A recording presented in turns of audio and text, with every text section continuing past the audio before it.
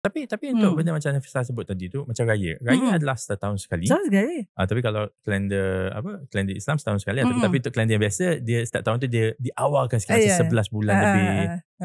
Benda tu boleh predict. Yes. Tapi ada benda-benda yang macam trip ni pun you predict ke? Tahun depan I nak pergi Jepun. Ada macam tu ke? Tak ada. So bila kita buat saving, we can save for benda yang kita predict. Okay. And then kita save for benda yang kita nak. Okay, so kita nak masuk cerita pasal bajet ni. Bajet lah. Bajet is saving lah. So maksudnya we want it to happen.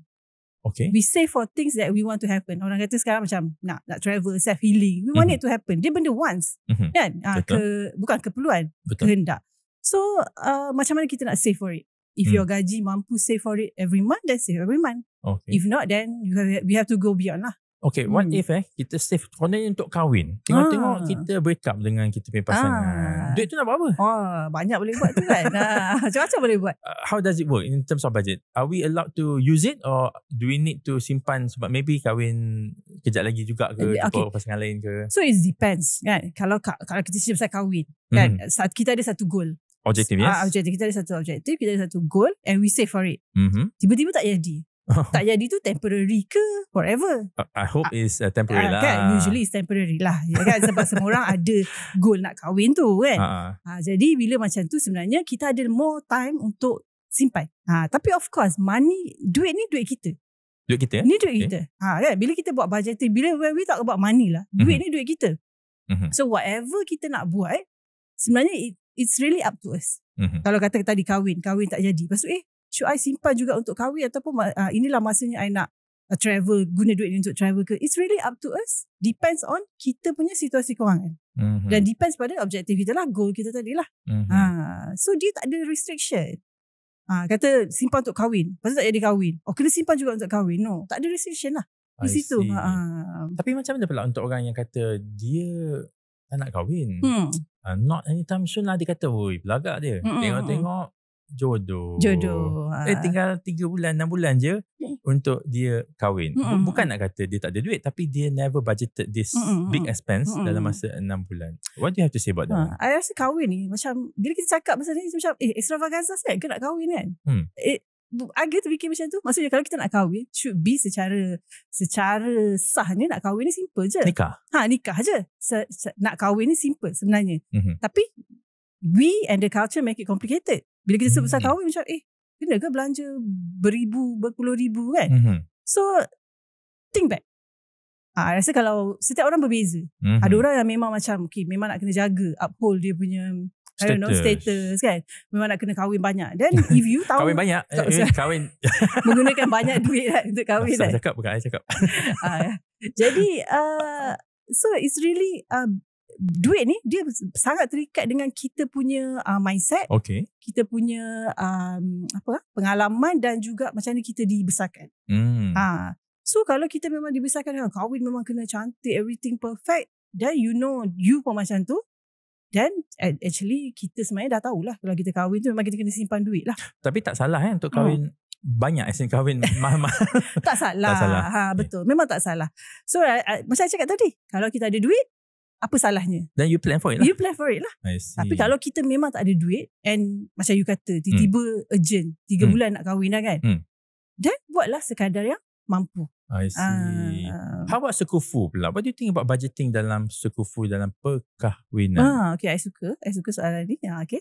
Sebab pada kalau kita ni kita dengan spouse kita kan, tidur sebantal. Sambunglah ayat tu kan. Dua bantal. Sekatil. Tidur sekatil lah kan. Okay. We do everything together. Sepatutnya lah kan. So why about money kita tak nak bersembang? Cakap pasal duit. Ada kan? Kenapa kita takut? Ada.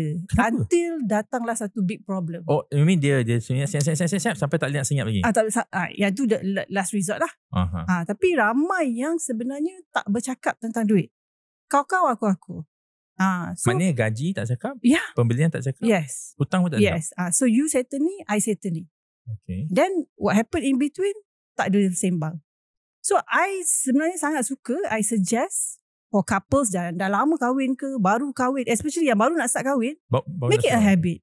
Okay. Baru nak kahwin kan, make it a habit, make it rules untuk bercakap pasal duit. Jangan kekok bercakap pasal duit.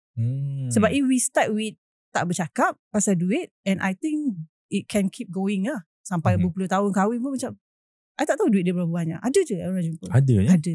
So apa masalah yang besar yang diorang hadapi ni kalau diorang tak sharing all this information? Kan? Masalah besar dia, I rasa ialah at one point, contohnya spouse you ada hutang. Okay. Dan baru tahu macam, oh ada problem. Itu yang ada problem lah. So if kita tak bercakap tapi we don't have problem, I rasa dia tak adalah a big issue sangat kan. Everything goes well. But bila kita husband and wife ni, kita ni macam mana timeline kehidupan kita. Saya cakap pasal timeline kehidupan, it always involve kita, spouse kita, anak-anak kita. Bila kita nak retire, bila the husband nak retire. Kalau kita cakap I nak retire umur 45, lepas tu the husband kata lah I tak tahu. So in between that, sampai 55 siapa nak sara you? What about kalau isteri nak jadi isteri rumah? So sama juga macam isteri kata I nak retire awal lah, I nak jaga anak-anak. Kalau baru kahwin, tiba-tiba kalau anak-anak dah 3, I nak berhenti kerja lah. So bila benda tu akan involve duit lah. Berhenti kerja involve duit. So contoh lain dalam timeline kehidupan kita. Kalau kita nak macam I nak pergi haji. Oh, I cita-cita nak pergi haji umur 50. The husband kata, oh no, cita-cita I nak pergi after bersara. Kan? 60 pun tak apa. So dia clash kat situ. So bila dia clash, tak ngam, ada konflik lah. Ada konflik lah. Satu konflik, maybe kita bergaduh ke apa kan. Another thing ialah duit lah. Seorang nak pergi 45, seorang nak pergi 55. You know, dia tak clash. And then contoh lagi, macam bila kita bersara, seorang nak duduk kampung, seorang nak stay je dekat rumah ni. So bila kita tak bincang benda tu, it can cost more. Apakah tanggungjawab seorang suami kepada isteri dari segi kewangan? Tanggungjawab suami kepada isteri dari segi kewangan. Okay. Ini bukan soal budgeting ni. Okay. So tanggungjawab suami macam biasalah, I rasa kan, tempat tinggal, nafkah lah. The normal things yang sepatutnya kita tahu ialah nafkah, food, keperluan, food, pakaian, you know, all the utilities, kan. And then anak-anak. So bila usually ramai yang I jumpa couple ni, bila kita tak perasan benda ni. Kita terlalu macam start dari awal tu macam tak apalah, I bayar food. Okay, the wife kata, dia kata tak apa, I beli food. Okay. We shouldn't biasakan benda ni lah pada I. We shouldn't. Patutnya dari awal kita tahu macam tu, so kita pun memang, the husband pun should know lah. The husband should know dan let the husband bayar. I rasa banyak masalah orang dia macam tak apa, I ambil, I bayar. Memang kita mampu. Macam contohnya I pun bekerja kan, I mampu. Tapi itu tanggungjawab dia. Kita bagi dia buat tanggungjawab. Bagi dia buat. My work kat sini lah, let them do it. Sometimes kita ni macam wanita yang berkejaya, you know, wanita yang strong. Tapi kita rasa macam tak apa, aku bayar semua. Sebenarnya mungkin the husband mampu. Kalau tak mampu tu cerita lain lah, kena tolak ansur kan. Tapi macam tu. Kenapa benda ni penting? Kenapa kena make husband tahu ataupun buat tanggungjawab dia? Itu sebab tanggungjawab dia.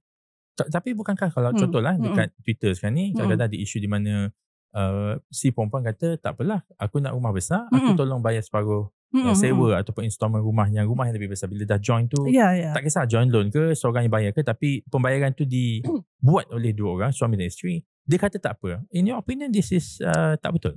No, maksud I, kalau kita dah bersembang and memang dah agree. For example, the husband mampu bayar, dia kata kalau I bayar semua, rumah macam ni.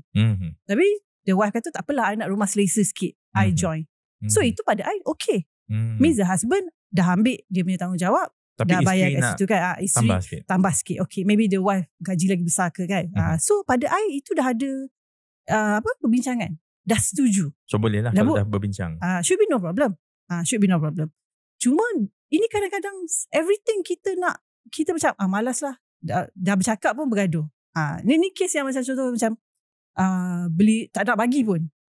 Cakap banyak kali pun bergaduh kan. Maknanya si suami tak nak menjalankan tanggungjawab dia lah. Tak nak menjalankan tanggungjawab. So yang itu memang susah lah you nak berbincang kan. Tapi my point ialah dari awal, satu yang kita boleh buat adalah dari awal lah. Dari awal kita berbincang kan. Lepas tu don't let it happen years by years macam tu kan. Macam mungkin ada satu point tu dia tak mampu bayar, tapi lepas tu dia mampu. So kena bagilah dia take over balik.